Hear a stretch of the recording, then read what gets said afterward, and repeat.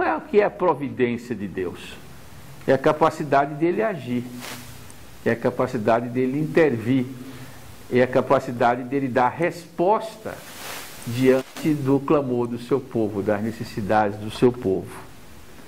E Deus toma providência. A história da salvação, tanto os textos bíblicos como os textos da história da igreja, nos revelam um Deus que, apesar de que muitas vezes nas circunstâncias nós não entendemos, e quantas vezes em nossas vidas individuais nós levamos tempo para entender que aquilo era a providência de Deus, né? E às vezes até nos revoltamos contra coisas que aconteceram, porque nós não tivemos percepção na nossa mente finita de compreender a grandeza dos planos de Deus. Nossa vida é uma vida missionária, e ela tem sempre uma manhã. E a gente está sempre perguntando que passo vai fazer amanhã. Porque eu estou me preparando para a aposentadoria como bispo, que tem um título engraçado de jubilamento, né? Pastor jubilado. Não sei se, a júbilo é alegria, eu acho que é a alegria dos fiéis que se livraram dele, né? Então, eu estou para estar com esse júbilo daqui a 3 anos, e as pessoas perguntam sempre, como é que você se sente? O que é que você vai fazer no dia seguinte? Eu não sei, Deus sabe. A única coisa que eu sei é que desde a minha conversão aos 16 anos, desde a minha profissão de fé aos 19, eu nunca fiquei sem ter o que fazer, não é? Agora, eu nunca pedi a Deus o que fazer. Eu me dispus a fazer. Então, tudo que aconteceu na minha vida, e eu acho que isso é importante a gente aprender, é sempre uma atitude de disponibilidade. Eis-me aqui. É sempre um risco de que a gente tente um pistolão celestial, para que além de eu, eis-me aqui, Senhor, de preferência fazer tais e tais coisas. Eu me lembro quando eu cheguei na IELB, né, minha primeira igreja como membro, e o primeiro trabalho que me deram foi carregar a caixa de comida que a gente distribuía para os pobres, do Alimento para a Paz, né, nas costas. Eu era universitário, então o meu primeiro trabalho foi carregar a caixa de fubá, de óleo, e eu fiz com a Sociedade de Senhoras com muita alegria. Próximo passo foi escrever meu primeiro livro, foi o livro de ata da igreja, foi 6 anos secretário, foi o primeiro livro que eu escrevi.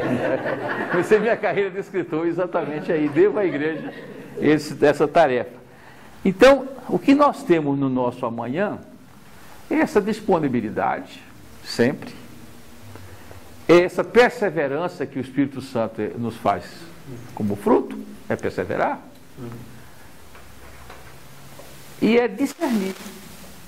O Espírito nos dá o discernimento do próximo passo que ele estará presente e que nós, em perseverança, vamos estar prontos a fazer nessa continuidade.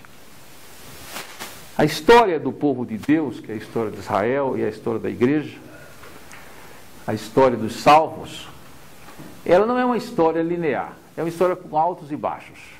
O povo de Israel e cada um de nós teve altos e baixos.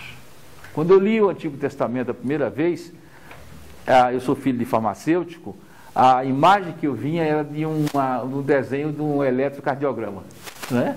E entre avivamentos e quedas, né? Os altos e baixos são nossos, não do Senhor, vitórias e derrotas, mas a grande realidade é que a vida com Deus é um eterno recomeço. Sempre é um dia novo. E sempre se começa outra vez. Isso nós vimos em situações existenciais as mais diversas. Porque a providência de Deus, ela também é um ministério de cura e restauração. Cura das nossas feridas, né? Que a vida nos fere. Cura da restauração das nossas quedas, das nossas fraquezas, das nossas limitações. E nós vamos sendo trabalhados nas diversas áreas da nossa existência. Nós somos seres plurais e interrelacionais. Eu sou um corpo, eu tenho uma mente, né? Eu tenho sentimentos e emoções, eu tenho uma espiritualidade, e essas coisas são interrelacionadas. Então, quando Deus cura e restaura a gente nas várias dimensões do nosso ser.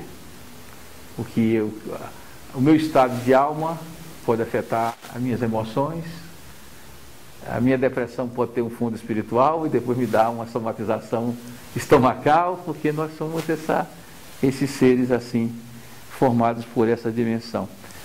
No meio dessa luta da vida, dos desafios, das tentações, inclusive de fugas, a gente vem ouvindo sempre a voz de Deus dizendo: a minha graça te basta. Essa é uma mensagem muito poderosa, que sempre entra com muita força nas nossas situações. A crença de que o Espírito nos unge. E que nós, por outro lado, não podemos fazer nada sem Ele e podemos fazer muito pouco sem os outros. Essa construção é uma construção em que nós nos construímos mutuamente. Eu era um adolescente que estava em processo de conversão quando um marceneiro, que foi o meu primeiro evangelizador, nós fazemos sempre festa de São João lá no Nordeste, com a fogueira, né? Assamos milho. E no dia seguinte tinha um tronco muito bonito assim num canto, mais frio, porque tinha se deslocado da fogueira. E ali estavam gravetos, juntos uns dos outros, que se aquecia e ainda havia fogo. E ele deu essa lição para mim, eu tinha uns 14 anos, olha. É bonito, mas não vale nada, porque está fora da fogueira. E nós temos o calor dessa ministração mútua em que nós somos consolados, ensinados, exortados. Daí eu creio que uma das crises que nós tivemos e temos tido ultimamente no mundo ministerial brasileiro tem sido o isolamento dos líderes, e líderes que trabalham sem estar debaixo de autoridade, que não têm pessoas que o aconselham. Nós temos um governador no Brasil, um evangélico, o governador Jeremias Fontes, do Rio de Janeiro. Eu morava no Rio quando ele foi governador. E alguém perguntou como é que o sujeito conseguiu entrar crente e sair crente.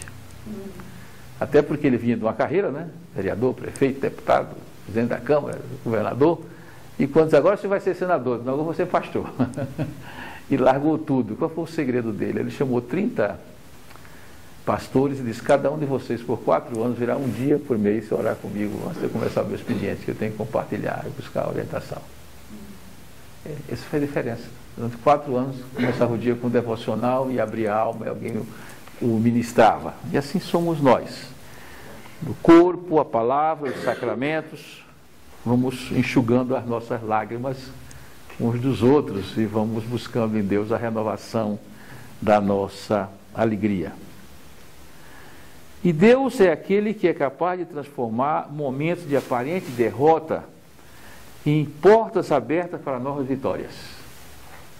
Momentos de aparente derrota são portas abertas para nova vitória. Eu estava aconselhando essa semana um jovem cuja noiva o estava exonerando. E obviamente que é a chamada capelania da dor de cotovelo, e faz parte do nosso trabalho pastoral.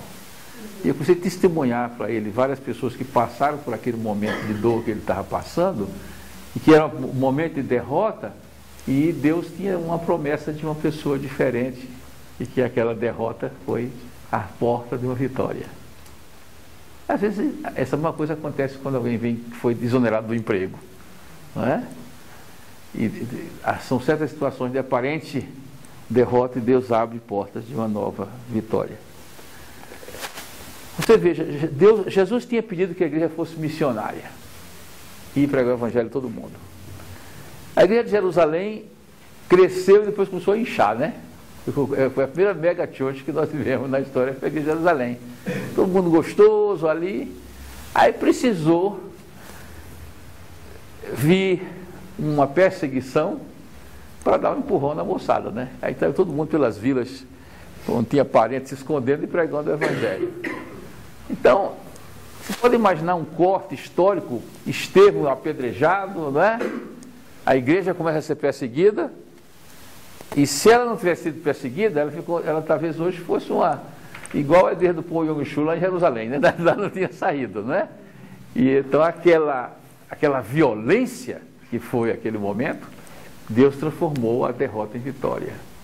E nós hoje celebramos, e com tristeza, a memória do primeiro mártir da igreja, o diácono, mas ao mesmo tempo celebramos que Deus usou aquilo para soltar o cabo da nau, como nós cantamos hoje. A igreja... Então Deus está, irmãos e irmãs, sempre no controle das transições. E Ele próprio está providenciando substituidores e continuadores.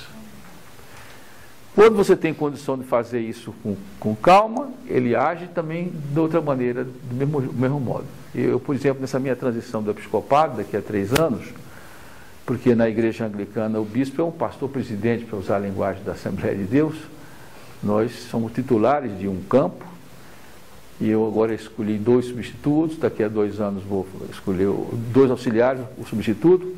Temos trabalhado sobre o perfil do líder, o perfil do obreiro, temos feito oração, estamos fazendo um processo de 3 anos de substituição, e às vezes vem de repente,